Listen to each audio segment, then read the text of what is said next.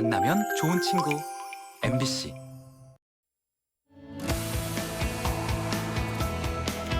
시청자 여러분 안녕하십니까? 한 주간의 뉴스를 더 깊이 있게 분석하는 전주 MBC 더 체크 이몽진입니다.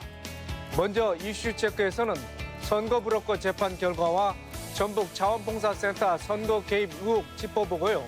이어 중대재해처벌법에 관해서 알아보겠습니다.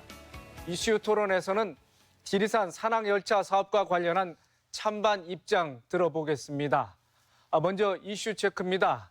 6일 지방선거를 뜨겁게 달궜던 선거 브로커 사건 재판 결과 짚어보고요. 역시 지방선거와 관련해 전라북도 자원봉사센터의 선거 개입 의혹에 대해 살펴보겠습니다.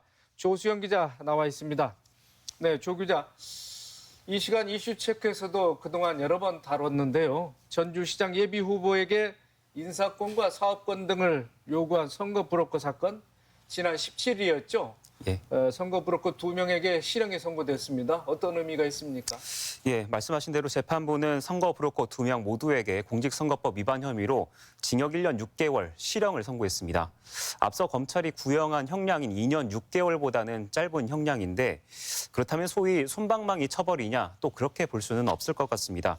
이 재판 경과를 보면 우선 그 검찰이 기소한 시점이 6월이고요. 한 달 만에 7월에 재판이 열렸습니다. 당시 브로커들 모두 혐의를 인정했고 반성문도 둘이 합쳐서 10회 이상 제출했습니다. 사실 이렇게 혐의를 부인하면 정말 길게는 1년 이상 재판이 소요될 수 있는 게 또 이런 재판 일정인데 그대로 끝났고요.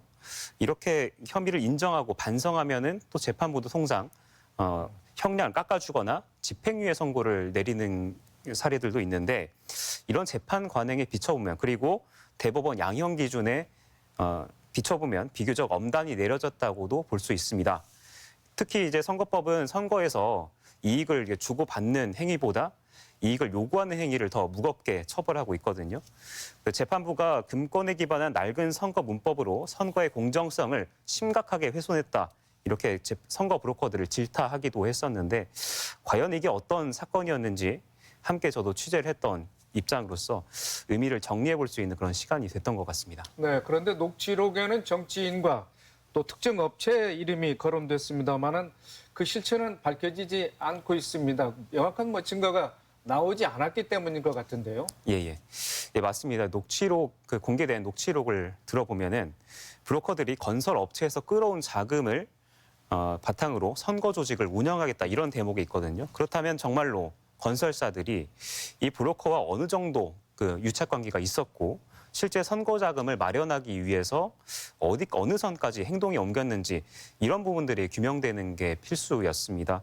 수사 과정에서 이제 일부 브로커들이 증거인멸을 시도하기도 하면서 굉장히 타이밍이 중요한 수사이기도 했었지만 말씀하신 업체 그리고 정치인으로 수사가 제대로 확대되지 못하는 모습은 좀 아쉬움으로 남는 대목입니다. 네. 그런데 선거 브로커들 1심 형량이 무겁다면서 항소를 했습니다. 어쨌든 이번 선거 브로커 사건 이것으로 일단락이 될지 또 지방기 지역 신문지 기자 한 명이 지금 여기에 연루돼서 지금 수사는 계속되고 있는 거죠. 네. 흔히 이제 사건의 열쇠를 쥔 사람을 키맨이라고 표현을 하는데요. 이 사건을 처음부터 취재했던 저희가 보기에 이 선거 브로커 사건의 키맨은 말씀하신 그 지역 신문사에서 활동하는 기자였습니다. 상당히 논란이 많은 녹취록을 남기기도 했고 그 기자 입에서 정치인과 건설사들의 실명이 가장 많이 언급되기도 했었거든요. 그만큼 발언 수준이 상당히 구체적이어서 이 파장도 컸습니다. 그래서 경찰이 수사 초기에는 이 신문사 기자에 대한 신병 확보에 나서기도 했지만 이 구속영장이 기각돼 버렸습니다.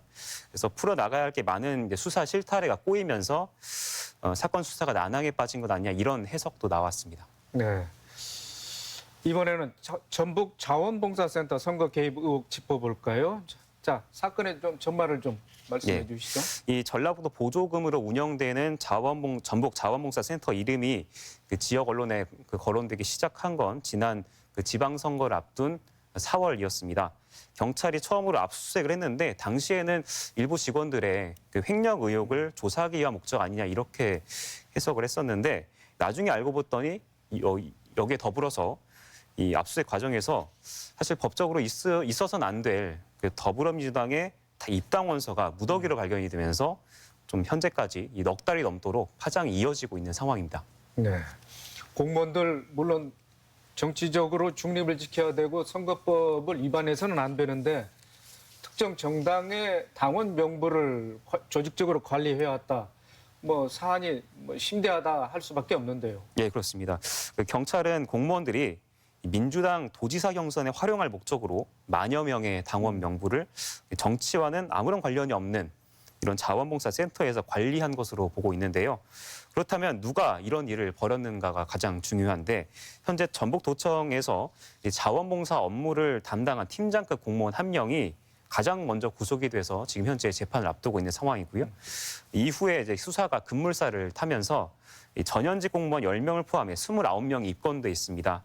이런 가운데 경찰이 수사 의지까지 드러내고 있어서 앞으로 입건자가 더 늘어날 가능성이 있고요. 그렇습니다. 네. 이번 사건에 연루된 사람들이 또 전 송화진 지사의 또 측근들이 상당수 포함되어 있지 않겠습니까? 따라서 사무실과 또 자택에 대한 압수수색도 이루어졌고요. 어떻습니까? 향후 수사 사항 어떻게 전개될 걸로 보고 있습니까? 네, 말씀하신 대로 이번 수사의 칼끝에 송화진 전 도지사가 있다는 건 입건자들의 면면을 보면은 충분히 짐작해 볼 수가 있습니다. 앞서 29명이 입건돼 있다고 했는데 그중 한 명이 송 전 지사의 비서실장입니다. 그리고 여기에 송 전 지사의 자택까지 이제 압수수색을 한 건데요. 이 급물살을 타던 수사가 이제 종점에 다다르는 모양새인데 결국 이들이 이제 선거를 위해서 일사불란하게 조직적으로 움직였다면 그 중심에는 단 한 사람 바로 송화진 전 지사가 있겠죠. 조사 가능성이 지배적이지만 경찰이 자원봉사센터의 선거 개입 사실을 송 전 지사가 어디까지 알았고 그리고 실제 선거 개입을 대놓고 혹은 암묵적으로 지시를 했었는지 여부를 규명해내는 일이 앞으로 수사에서 관건이 될 것으로 보입니다. 네, 송 전 지사의 부인 오경진 여사이죠? 예. 네, 알겠습니다. 네, 조 기자 수고하셨습니다. 네, 지난 3월 현대차 전주 공장 생산 라인에서 40대 노동자가 차체에 끼어 숨진 사고가 있었는데요. 경찰 수사 결과 현대차 측이 고정장치를 제대로 설치하지 않아 사고가 난 것으로 드러났습니다. 또 다른 도내 재해 사고에서도 업체 측의 과실이 확인됐는데요. 중대재해처벌법이 적용될지 이야기 나눠보겠습니다. 윤진식 노무사와 함께합니다. 안녕하십니까? 네, 반갑습니다. 네. 예. 네, 지난 1월 27일부터 중대재해처벌법이 시행되고 있습니다. 예. 그런데 이제 산업안전보건법이라고 있지 않겠습니까? 네, 네, 이 법으로도 산업 현장의 재해에 대해서는 그 책임자에게 충분히 처벌을 할 수 있는데 그게 또 새로운 법을 제정한 이유가 있을 것 같은데요. 네. 법 제정 이후에도 산업 현장에서는 재해는 또 잇따르고 있고요. 예, 맞습니다. 지금 그동안에 산업 현장을 규율했던 법은 산업안전보건법입니다. 그러니까 산업안전보건법을 위반하게 되면 그동안은 처벌을 받는 사람이 대표이사가 아니고 공장장이나 안전보건관리 책임자라고 있거든요. 그분들만 예를 들어 벌칙을 받았습니다. 그러다 보니 대표이사가 아무래도 안전보건에 대한 관심과 집중도가 떨어졌다 이렇게 볼 수가 있겠죠. 그래서 이대로 방치했다가는 안전사고 같은 중대재해를 근절할 수 없을 것 같다라고 고용노동부에서 판단한 거죠. 그래서 중대재해처벌법을 제정하기 이르렀습니다. 그래서 이 중대재해처벌법과 산업안전보건법의 가장 큰 차이점은 산업안전보건법은 대표이사가 아니고 공장장 등만 처벌을 받았는데 중대재해처벌법은 대표이사를 포함한 경영 책임자들이 처벌을 받는다는 그와 같은 내용이 있는 것이고요. 그리고 가장 큰 특징은 이 처벌 내용이 너무나 좀 일반적으로 경영에서 우리한테 너무나 좀 강한 내용이 사실 있습니다. 뭐 쉽게 말하면 사망자에 한 명 발생되면 1년 이상의 징역형이 할 수 있고 거기다 병과에서 10억 원 이하 벌금형이 처해지기도 하고요. 또 그다음에 그 법인일 경우에는 양벌 규정에 따라서 50억 원 이하의 정도의 벌금형이 또 취해집니다. 그리고 5년 이내에 재벌될 경우에는 그 형량 2분의 1이 가중이 돼서 검찰 양형 기준으로 보면 최대 45년까지 이렇게 징역형을 살 수 있도록 그렇게 지금 법이 되어 있기 때문에 많은 우려가 있는 것도 사실입니다. 그리고 그렇지만 이제 중대재해처벌법 내용의 또 한 가지 좀 특기할 만한 내용은 그동안에는 기업의 대표이사나 공장장 등과 관련된 문제가 있었는데 이번에는 지방자치단체나 쉽게 말씀드리고 전라북도로 보자면은 예를 도지사, 교육감, 뭐 시장, 군수까지도 처벌을 받을 수 있다. 이제 그렇게 보시면 되겠습니다. 네, 홍무사님. 그런데 중대재해가 어떤 범위까지 중대재해로 보느냐 또 이런 문제도 있을 것 같고 네, 예. 그 경계가 모호하다 보면 법률 시행 과정에서도 논란이 있을 것 같은데 네. 이런 부분 어떻습니까? 일단 뭐 중대재해는 중대산업재해와 중대시민재해로 구분이 됩니다. 중대산업재해는 고용된 근로자들이 재해를 당했을 경우를 말씀드리는 것이고 중대시민재해는 그런 관계 전혀 없이 일반적인 시민들이 공중 이용시설을 이용하거나 그럴 경우에 이제 재해가 발생될 경우를 말씀드리는 겁니다. 그래서 주로 중대시민재해에 관련된 부분에 행정기관들이 많이 좀 관련이 되어 있습니다. 그래서 지금 중대재해처벌법을 저도 쭉 검토를 해봤는데 조금 문제가 되는 것은 약간 졸속적인 느낌이 있다. 그래서 법률 문구상 문헌적으로 약간 애매모호한 부분이 많습니다. 그래서 법조계 일각에서는 이게 좀 문제가 있지 않느냐. 그러니까 우리가 가장 기본적으로 법률의 기본이 명확성의 원칙 아니겠습니까? 네. 명확한 법률 규정이 없기 때문에 예를 들어서 뭐 충분히 노력해야 한다. 뭐 합리적인 전담 조직 인원을 2명 이상 뭐 이렇게 두어야 한다고 얘기하는데 합리적이라는 말에 대해서 너무나 좀 추상적이다. 그래서 헌법 불합치와 같은 결과가 나올 가능성도 있다고 그렇게 보여집니다. 그래서 가장 큰 문제는 이 법률이 급하게 제정이 되다 보니 법률상 문구가 다소 모호하다. 그다음에 경영계 주장처럼 처벌이 너무 좀 강하다. 근데 노동계는 반대로 더욱더 강화해야 된다고 네. 그렇게 얘기를 하고 있습니다. 그리고 네. 또 가장 큰 문제는 이게 지금 현재 판례가 하나도 없습니다. 그러다 보니까 노동부에서도 중대재해가 발생됐을 경우에 어떤 기준과 절차로 적용을 해야 될지에 대한 판단이 쉽게 쓰지를 않습니다. 그래서 다소 혼란이 있는 것도 사실입니다. 네. 그러다 보니까 중대재해처벌법을 피하기 위해서 산업 현장에서는 위험의 외주화 이런 문제 또는 이제 사업장을 잘게 쪼개서 그 법망이나 규제를 피하려는 이런 꼼수도 있다고 그러는데 예, 예. 뭐 실제 그렇습니까? 일단은 지금 현재 법이 적용이 되고 있는 곳은요. 50인 이상 근로자를 고용한 법인 기업체가 적용이 되고 있습니다. 그러니까 만약에 60인 정도라든지 50인이 된다면 회사를 분사화해서 30명이나 20명을 나눌 수가 있겠죠. 그렇게 하는 곳도 사실 있기는 있습니다. 근데 이제 이렇게 뭐 쉽게 말해서 사업장을 쪼개기로 한다라든지 그런 개념보다는 가장 큰 문제는 지금 전라북도는 대기업이 별로 많지가 않습니다. 그러다 보니까 지금 2024년 1월 27일부터 5인 이상 기업이 전면 적용이 되거든요. 그때가 문제라고 보여집니다. 그래서 지금 전라북도 대다수 기업들은 관망을 하고 앞으로 어떻게 할 것인가에 대해서 지금 예의주시하고 있다. 그렇게 보시면 될 것 같습니다. 네. 네. 지난 3월이었죠. 현대자동차 전주 공장에서 차체에 끼어서 이제 노동자가 사망하는 사고가 있었는데 이런 경우도 뭐 중대재해처벌법에 적용을 받게 되는 겁니까? 그러니까 현대차 전주공장 같은 경우 대기업이기 때문에 중대재해처벌법에서 요구하는 각종 법적인 문제들을 이미 다 완비를 했다고 생각을 합니다. 그래서 아직 제가 확인한 바로는 확정된 바는 없습니다. 그래서 일단 노동부가 현재 조사 중에 있고 경찰에는 업무상 과실치사죄를 가지고 지금 조사를 하고 있는데 아직 이것도 확정이 안 된 걸로 알고 있고요. 지금 가장 큰 문제는 중대재해처벌법에 해당이 되느냐 여부인데 이것도 역시도 노동부에서 지금 현재 조사 중에 있는 것으로 그렇게 알고 있습니다. 네. 중대재해법 시행 뭐 7개월이 넘어가고 있는데 그동안 전체 뭐 14건의 사고건이 검찰에 송치됐습니다만 그중에 단 한 건만 기소됐다고 그럽니다. 그마저도 최고 책임자는 무혐의 처분을 받았다고 그러는데 실효성에 대한 의문이 갈 수밖에 없습니다. 네. 현재 고용노동부 입장은 어떻습니까? 지금 고용노동부도 아까 제가 말씀드린 부분 일부 부분에 대해서 동의를 하고 있습니다. 그래서 지금 법률을 개정하는 건 사실상 어려움이 많다. 그래서 지금 시행령을 가지고 구체성 있게 좀 그런 내용을 보완하겠다는 것이 고용노동 입장입니다. 그래서 이 문제도 조금 시간을 가지고 지켜보시면 정확한 답변이 나올 것 같습니다. 국회에서는 중대재해처벌법을 놓고 처벌을 완화하는 쪽으로 이렇게 얘기가 지금 되고 있는 걸로 알고 있습니다. 이에 대해서 노동부는 물론 이제 반대를 하고 있을 텐데요. 뭐 앞으로 어떻게 전개될 걸로 보고 계십니까?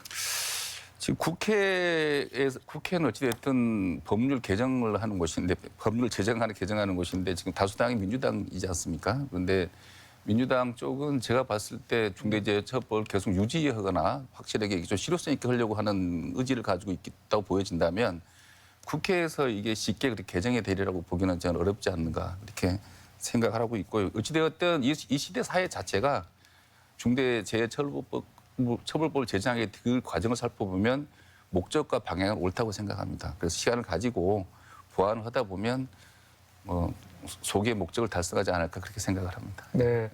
산업 현장에서 중대 재해가 발생하지 않도록 무엇보다 예방하는 일이 중요할 텐데 노무사 활동하시면서 예. 어떤 당부의 말씀을 하실 수 있겠습니까? 네, 우선 시대적 흐름이 변하고 있다는 것을 좀 기억하시는 분들 우선 인식을 해야 될 것 같습니다. 그러니까 우리가 재무관리, 마케팅 관리도 중요하지만 이제 안전도 경영의 하나의 축이다. 이런 어떤 사고의 전환이 있어야 될 것 같고요. 그리고 안전한 일터를 만드는 거는 경영주나 노동자 똑같다고 생각을 합니다. 그래서 안전이 노사 모두의 공유의 목표가 된다면 안전 문화가 조기에 정착될 수 있다고 그렇게 생각을 합니다. 네, 알겠습니다. 오늘 말씀 고맙습니다. 네, 감사합니다.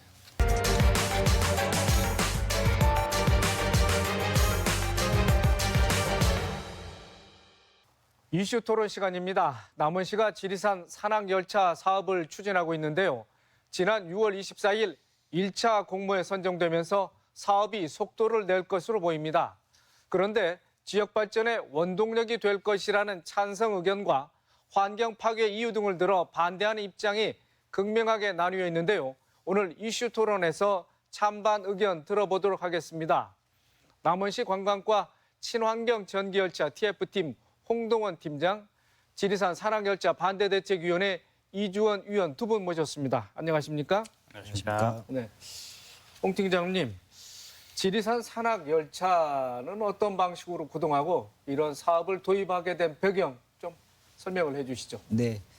지리산 친환경 전기열차 사업은 1988년에 개통된 지리산 관통도로를 따라 통행 중인 내연기관 차량을 친환경 전기열차로 전환하여 국립공원 교통체계를 개편하는 내용의 사업입니다. 주요 특징으로는 급경사, 급곡선 주행 기술을 적용하여 기존 도로를 활용하고 매립형 궤도를 이용하는 무가선 트램 방식 형태의 시스템입니다. 추진 배경은 지리산 국립공원 생태계 보전, 동절기 지역 주민들의 교통 기본권 제공, 지역 경제 활성화라는 과제를 해결하기 위함입니다. 네. 지리산 전체의 산악열차를 구간을 가설한 건 아닐 테고요. 네. 그러면 사업 구간이 정해져 있을 것 같은데 어느 지역입니까? 네, 이번 시범 사업에 선정된 구간은 주천 고기 상거리에서 고기댐 상류 지역까지 총 1km 정도 내외의 구간입니다. 전체 사업 구간은 어떻게 됩니까? 전체 사업 구간 같은 경우는 저희가 이제 제한 노선으로 예정을 하고 계획을 하고 있는 구간이긴 하지만 육모정에서부터 정령치까지 총 13km에 대해서 계획을 하고 있습니다. 네. 사업은 언제 시작해서 언제까지 전체 사업 구간을 마무리 지을 수 있겠습니까? 지금 현재는 시범 노선에 대해서 타당성이라든지 저희 시에서 부담해야 될 비용 그리고 철도기술연구원과 협약을 위한 협약안에 대해서 검토 중에 있습니다. 그리고 앞으로 제한 노선에 대해서는 경제성 분석이라든지 지역 주민들과의 소통, 여러 가지 문제점을 해결하고 정책적인 결정이 필요할 것으로 생각됩니다. 네. 네, 이주헌 위원님, 네. 지리산 산악열차 사업 구간에 대해서 지역 언론들도 좀 다르게 보도를 하고 있는데 이게 자연공원법과 좀 배치되는 면이 있습니까? 이 지리산 산악열차 궤도는 홍 팀장님께서 말씀드렸듯이 지금 시범 사업 구간은 약 1km 정도지만 전체 계획하고 있는 노선은 용모정부터 정령치에 이르는 13km 구간입니다. 그런데 그 정령치, 그러니까 정상이죠. 정상의 한 1.3km 구간이 자연공원법에서 공원 자연 보존지구라고 지칭하는 그런 구간입니다. 공원 자연 보존지구는 어떤 구간이냐? 생태계의 가치가 뛰어나서 특별히 보호할 필요가 있는 구간이고 거기에서는 개발 행위를 엄격하게 제한하고 있는 편입니다. 궤도를 신설할 경우 자연공원법에 따르면 50명용 이하의 열차만을 허용하도록 하고 있습니다. 그런데 현재 남원시가 추진하고 있는 그 산악 열차는요. 애초에 82명이 타도록 설계된 것입니다. 그런데 이게 불법이라는 사실이 알려지면서 그 어떤 설계 변경도 없이 갑자기 정원을 42명으로 축소시켜버린 겁니다. 열차는 그대로인데요. 그래서 이것이 과연 이렇게 해도 되는 것이냐. 자연공원법의 취지에 비추어 볼 때 50명용 이하라고 하는 것은 50명 이하만 태우면 된다는 것이 아니라 그렇게 그 정도 자연을 훼손하지 않을 정도의 작은 규모의 열차만을 만들어라라고 하는 것인데 실제로는 82명 열차로 계획해놓고 자연공원법 논란, 위반 논란을 피하기 위해 42명으로만 그 어떤 설계 변경도 없이 운행한다는 것은 이것은 자연공원법 취지에 위반되는 행위일 것이다. 그래서 저희가 환경부 자연공원법 담당자에게 질의를 했었는데요. 현재 환경부에서는 명확한 어떤 입장 표명은 피하고 있는 상황입니다. 왜냐하면 남원시에서 정식으로 사업 신청이 들어오지 않았다. 이런 이유로 명확한 입장 표명은 피하고 있는데요. 저희가 들은 구두 답변으로는 82명용으로 설계해놓고 50명 이하로만 태운다고 해서 합법이라고 하기는 힘들다. 그런 식으로 합법이라고 한다면 100명용을 만들든 200명용을 만들든 다 50명 이하로만 만들면 합법이라고 할 수 있지 않겠느냐. 그것은 자연공원법의 취지를 위반했다고 할 수 있다. 이런 저희가 구두 답변까지는 들은 상태입니다. 네, 이 부분에 대해서 또 우리 네, 홍 팀장께서는 어떻게 말씀을 하실 수 이주원 있겠습니까? 위원님께서 말씀하신 사항은 사실이고요. 그 부분에 대해서 저희가 시에서 답변을 드리자 하면 당초 2019년 기본계획상에는 원래는 입석과 좌식 두 가지로 나눠서 사람을 탑승 인원을 판단을 했고 실질적으로 80명을 태우겠다는 게 아니고 그 하부에 있는 기계 부분의 최대 하중을 예상하기 위해서 입식과 좌식으로 나눠가지고 사람을 구분을 했고요. 실질적으로 저희가 계획하고 있는 트램 방식은 42명 이내의 정원을 아마 수용할 수 있을 거라고 생각을 하고 있습니다. 저희가 80명, 그러니까 아까 이주원 위원님께서 말씀하신 지리산 국립공원 보존지구 지역 내에 2km 이내 50명 이하인 법령을 어겨가면서까지 저희가 사업을 추진하지는 않을 거고요. 지금 현재 계획 중인 차량 개발 시 42명 이내의 계획으로 추진하도록 하겠습니다. 네, 알겠고요. 네, 이주원 위원님, 지리산 산악열차 반대대책위원회가 지금 활동을 하고 있는데 어떻게 구성이 되어 있고 그다음 지리산 권역에 뭐 5개 시군과도 또 연계가 돼서 활동을 하는 상황입니까? 어떻습니까? 현재 지리산 산악열차 반대대책위가 구성이 되어 있습니다. 반대대책위는 2020년도에 사실은 경남 하동도 산악열차를 먼저 들여놓으려고 했었거든요. 그래서 알프스 프로젝트라는 이름으로 그것이 정부 한걸음 모델에 선정이 되면서 지리산의 산악열차를 들여서 놓아서는 안 된다라는 뜻을 같이 하는 주민들이 남원, 하동, 그다음에 산청, 구례, 함양 이 5군데의 주민들이 자발적으로 지리산 산악열차 반대 대책위를 2020년도에 구성해서 활동을 하고 있었고요. 올해 남원시가 지리산 산악열차 시범 사업 공모에서 우선 협약 대상 기관으로 선정되면서 7월부터 남원 대책위도 본격적으로 활동하게 된 상황입니다. 그리고 현재는 이것을 넘어서 전국적인 반대 운동으로 번지고 있는데요. 환경운동연합이랄지 종교 환경회의 그리고 한국 내셔널 트러스트 같은 50여 개의 단체들이 모여서 지리산 산악열차 반대 범국민연대를 결성하고 활동을 계획 중에 있습니다. 네.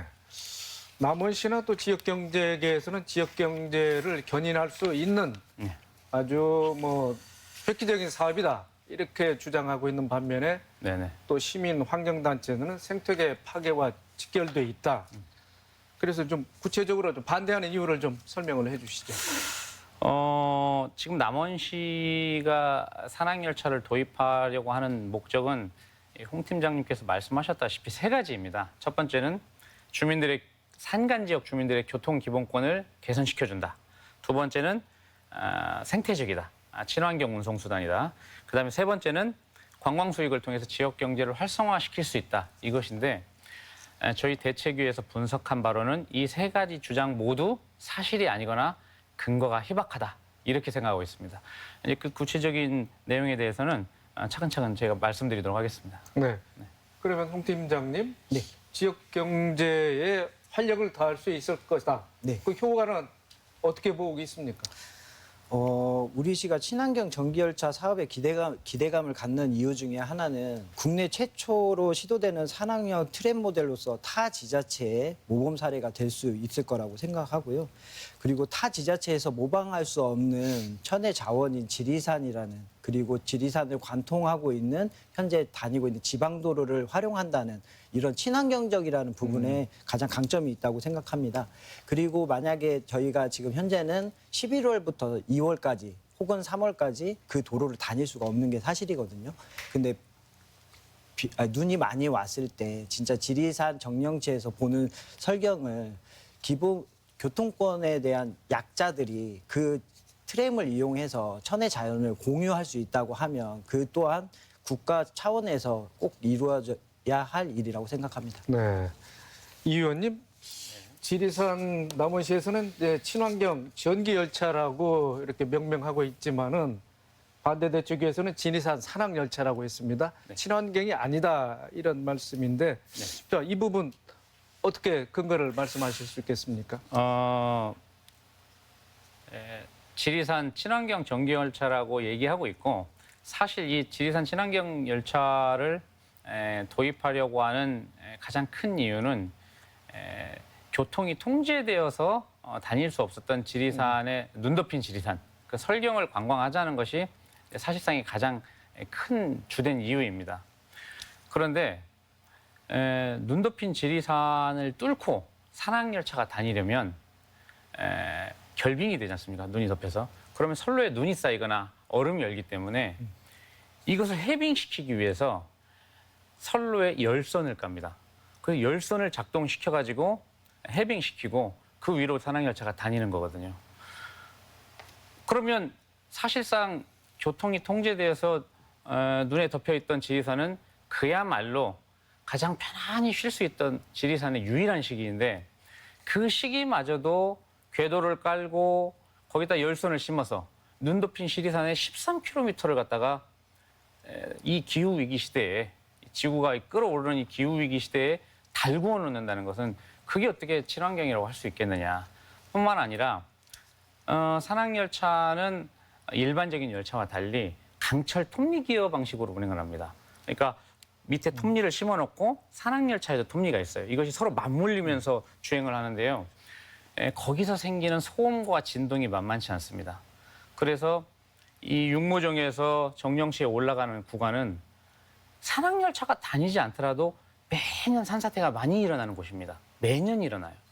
그런데 눈 덮인 지리산에 톱니로 땅을 긁으면서 큰 소음과 진동을 내면서 산악열차가 다닌다면 이것은 또 굉장히 큰 눈사태를 초래할 수도 있을 것이다. 따라서 산악열차는 결코 친환경이라고 할 수 없다. 이것이 이제 저희들 생각입니다. 네, 이 부분 어떻게 인정하십니까, 팀장님? 저희가 지금 반대대책위원회에서 주장하는 부분에 대해서 저희가 면밀히 검토를 할 것이고요. 근데 저희가 친환경이라고 주장하는 부분은 지금 현재 지리산 그러니까 지방도 737호선에 1년에 다니는 차량이 일평균으로 따지자면 1000여 대가량 됩니다. 근데 그 1000여 대가 다니면서 내연기관에서 품어내는 그 미세먼지부터 그 공기 오염원에 대해서 저희가 친환경 전기열차, 무가선 배터리로 운행하는 친환경 전기열차를 운행함으로써 겨울철뿐만 아니라 봄철, 여름철, 가을철 그런 대기 오염을 줄일 수 있다면 그 또한 친환경이라고 저는 개인적으로 생각을 하고 있습니다. 그리고 앞으로 저희가 발생하는 문제에 대해서는 낙석이라든지 강설 시 그런 부분에 대해서는 시범 노선을 일단은 운행할 예정이고요. 그 시범 노선을 운행하는 과정에서 환경단체에서 우려하는 부분에 대해서는 면밀히 검토해서 그런 부분들이 발생하지 않도록 최선을 다하겠습니다. 또한 열선을 깐다고 하더라도 레일 부분에 열선이 들어가고 그 열선에서 나오는 온도는 약 한 크게는 10도 정도 그 정도로 예상하고 있습니다. 근데 지역의 10도의 레일 부분에 10도의 열선이 깔린다고 해서 그 주변 환경에 훼손을 끼친다고 생각하지는 않습니다. 그래서 앞으로 그런 부분이 만약에 문제가 된다면 저희가 환경단체뿐만 아니라 시민단체, 전문가들과 충분히 협의를 해서 문제가 없는 새로운 기술을 개발 또한 노력하도록 하겠습니다. 네. 국립공원 1호 지리산이지 않겠습니까? 산악 열차를 가설한다고 보면은 대규모 토목공사가 불가피할 텐데요.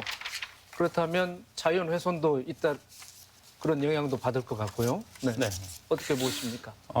저는 이제 그것은 당연하다고 생각합니다. 13km에 이르는 멀쩡한 도로를 전부 뜯어서 레일을 심어야 되는 사업이기 때문에 그 자체가 이미 수년간을 갖다가 이 국립공원 1호에 토목공사를 벌여야 되는 그 사업 자체가 일단 친환경이지 않다고 생각하고요.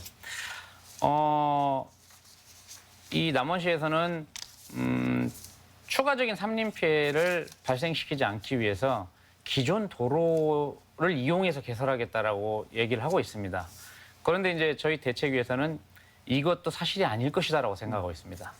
일단 시범사업 구간, 남원시가 낸 시범사업 공모 제안서에 따르면 시범사업 구간은 도로가 2차선이 있고 또 한 차선은 궤도, 그러니까 도로 2차선과 분리대가 있고 궤도가 있고 이렇게 3개의 열차와 차가 지나다니는 노선으로 구성이 되거든요.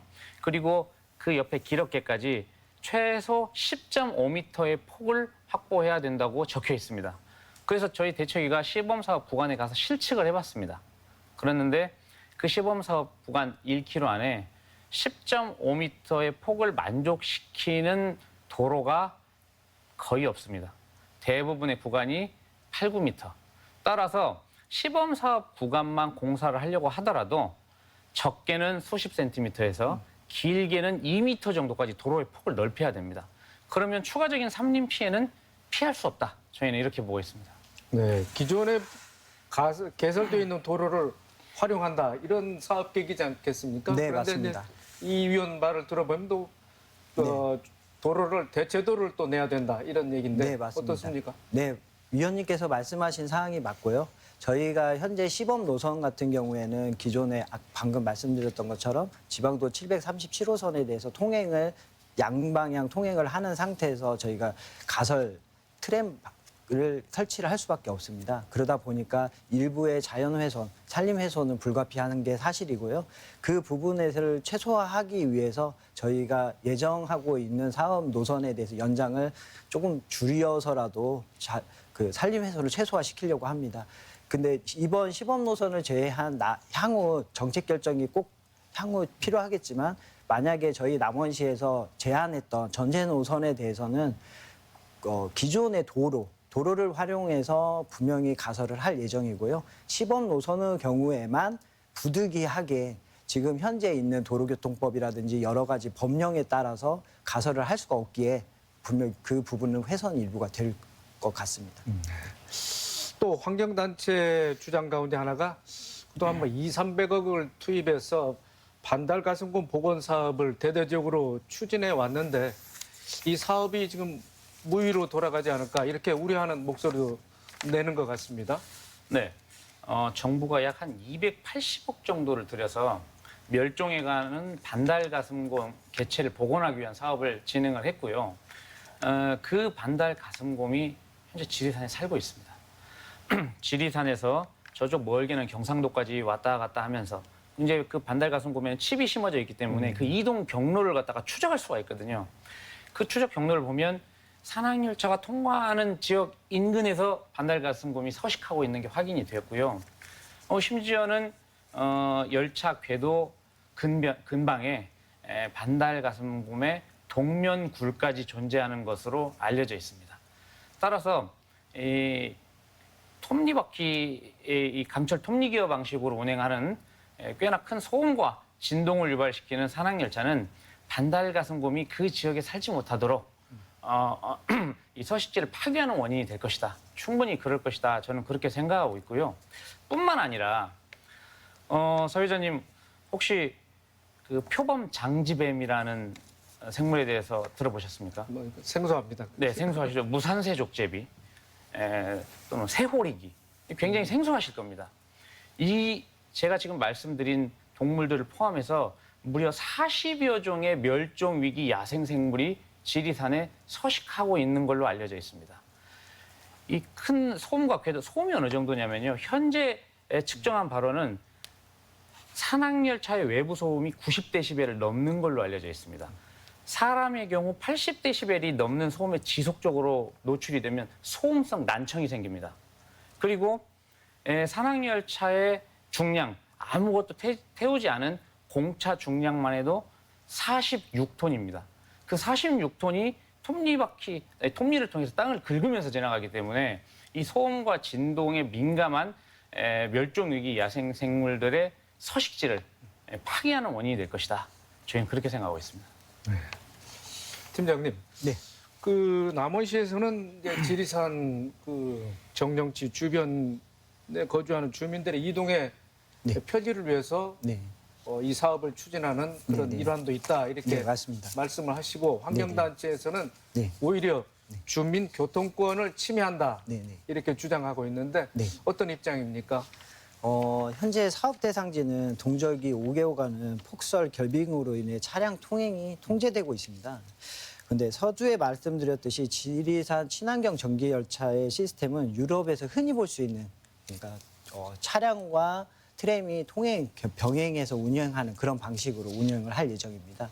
근데 현재 도로교통법상으로는 트램 노선과 자동차 전용 도로가 병행을 할 수 없는 법으로 되어 있습니다. 근데 그러기 위해서는 저희가 앞으로 정책 결정을 통해서 도로를 폐지를 하고 그 도로 자체를 궤도로서 도시계획 시설을 재결정하고 나서의 문제점일 거라고 생각이 되고요.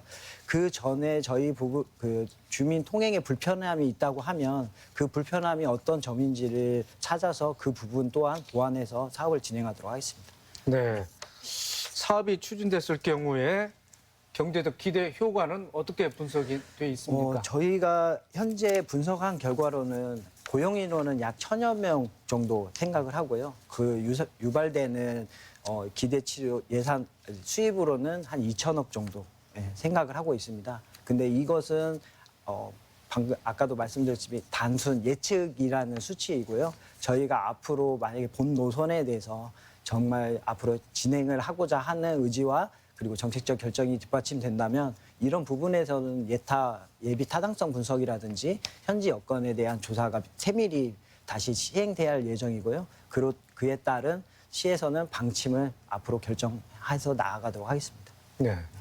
이 의원님, 시범 사업 이후에 또 지방비가 투입된다고 그럽니다. 지방비는 또 주민들이 부담해야 될 텐데요. 네. 이게 뭐 물론 전적인 국책 사업은 아닙니다만은 주민 부담도 만만치 않다고 이렇게 주장하고 있는데 네. 왜 그렇습니까?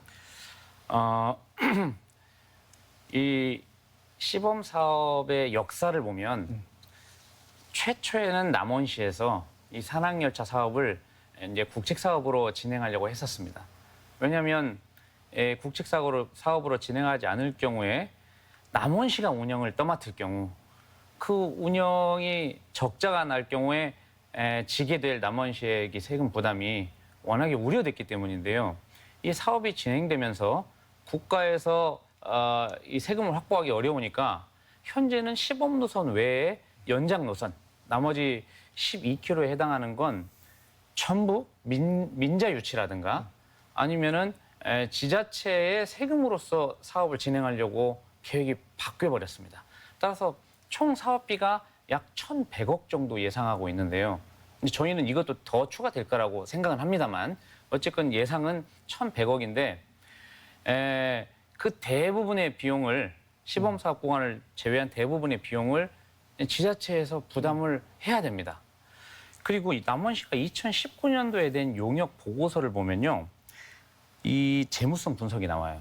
재무성 분석을 보면 이 사업은 민간이 추진하기에는 사업성이 부족하다 나옵니다. 부족한 정도가 아니라 전혀 없습니다. 1,100억을 들여서 궤도를 건설하고 열차를 5대를 구입하게 됩니다. 그런데 그렇다면 과연 영업이익이 영업 수익이 얼마나 날 것이냐를 시뮬레이션을 해봤습니다. 무려 40년을 시뮬레이션을 했는데 영업이익이 200억 정도로 나옵니다. 그러니까 1,100억을 투자한 사업이 40년을 운행을 해도 200억 정도 수익을 얻는다. 결국은 40년 동안 900억을 손해보는 사업이기 때문에 이것을 민간에서 추진하기에는 정말 재무성이 없다라고 이미 평가가 용역 보고서에서도 나온 겁니다. 그런데 이 200억조차도 제대로 수입을 낼 수 있을 것이냐? 그렇지도 않습니다. 왜냐하면 남원시가 용역 보고서에서 예측한 경제성, 재무성 분석이 상당히 엉터리예요. 예를 들어 보겠습니다. 2026년도에는 약 63만 명이 산악열차를 탈 것으로 용역 보고서는 예측을 하고 있습니다. 그런데 63만 명이 1년에 탄다고 하면 그걸 365일로 나눠보면 하루에 약 1,720명 정도가 됩니다. 그런데 산악열차는 하루에 13시간 운영을 합니다. 그러면 1,720명 정도를 13시간으로 나눠보면 약 133명 정도가 됩니다. 그러니까 1시간에 산악열차는 133명의 인원을 태워야 돼요. 그런데 남원시 계획에 의하면 산악열차는 1시간에 2.4회 출발하게 되어 있습니다. 133명을 2.4회로 나눠보면 한 대당 55명이 나옵니다. 아까 말씀하셨죠? 산악열차의 최대 정원은 42명입니다. 다 태울 수가 없어요. 그런데 이것을 다 태울 수 있다고 가정하고 경제성을 예측한 겁니다. 따라서 조금이나마 나는 그 200억이라는 수익조차도 내지 못할 것이다. 그리고 더 심각한 문제는 이것이 코로나 이전에 예측된 모델이라는 겁니다. 코로나 같은 경우에는 경제 위기 때문에 언제든 재발될 수가 있는데 만약에 코로나 같은 상황이 계속 재발돼서 관광 사업이 큰 타격을 받으면 이 산악열차는 매년 수억에서 수십억의 적자 때문에 올라앉을 것이고 그것은 결국 세금으로 다 메꿔야 될 것이다. 그래서 이것은 어찌 보면 남원시의 재앙이 될 수도 있다. 저희는 그렇게 생각하고 있습니다. 네. 홍 팀장님, 그동안 지역 주민들의 의견을 수렴하는 과정을 거쳤을 거 아닙니까? 네네. 공론화 과정. 네. 그래서 주민들의 반응은 어떻습니까? 네, 그 부분에 대해서는 지난해 관내에 환경단체와 간담회를 가졌습니다. 근데 이제 환경단체 9개 중에 다수의 그 단체가 찬성 의사를 표명해 줬고요. 그리고 가장 최근에 설문조사는 국립공원공단에서 시행한 건데요. 그 발주한 친환경 교통체계 용역의 일환으로 진행됐었는데 설문조사 결과 지역 주민 74.3%가 찬성을 해주셨습니다. 당연히 반대를 하신 분들도 24%가 있는 것이고요. 주민의 반대 의견을 나타내어 찬성 의견이 조금 더 많은 것으로 저희는 조사가 되어 있습니다. 네. 지리산권역에 소두에 말씀하셨지만은 경남 하동군의 알프스 프로젝트가 있고 전남 구례군의 지리산 케이블카 설치 계획도 있습니다만은 그다음에 환경 문제가 걸려 있어서 지금 사업이 중단된 상태 아니겠습니까? 이번 산악열차 시범 구간 사업이 이 여타 사업에도 영향을 줄 것 같은데 어떻게 전망하고 계십니까? 모든 국민들께서 느끼다시피 지금은 상당한 이제 기후 위기 시대입니다. 코로나도 기후 위기와 무관하다 할 수 없고요. 빙하가 심각한 속도로 녹아내리고 있고 기후 상승으로 인해서 저쪽 툰드라 땅에서는 매장되어 있던 메탄가스가 계속 뿜어져 올라올 예정이고 그렇게 될 경우에는 지구 가열, 지구 온난화는 훨씬 더 심각한 수준으로 가속화되리라고 생각을 합니다.